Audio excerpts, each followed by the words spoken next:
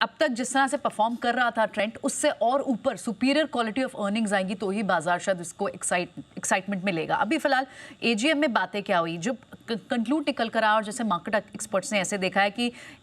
एक तो 20% की रेवेन्यू ग्रोथ ये कम है, क्योंकि एनालिस्ट मीट में आपने सबसे पहले 25% तक की रेवेन्यू ग्रोथ की गाइडेंस दी थी, तो अपनी गाइडेंस से थोड़ा कम दिखाई दे रहा है। ऑन द होल 5 साल की अगर आप एवरेज ट्रेंड की ही रेवेन्यू ग्रोथ देखेंगे तो वो 35% तक रही है, तो ग्रोथ स्लो होती दिख रही है और इसी वजह से आज थोड़ा सा ब्रोकरेजेस का व्यू नेगेटिव आया है। पास रिकॉर्ड में अगर आप देखें उसके साथ कंपैरिजन करें तो जो अभी जो मैनेजमेंट ने जो गाइडेंस दिया है वहाँ थोड़ी सी स्लगिशनेस दिखाई दे रही है, जहाँ फैशन इंडस्ट्री में ही 25% तक की ग्रोथ दिख रही है दूसरी इंडस्ट्री प्लेयर्स के लिए ट्रेंड 20% की ग्रोथ की उम्मीद जता रहा है। इसी वजह से नुवामा ने डाउनग्रेड कर दिया, होल्ड की राय दी, बाय से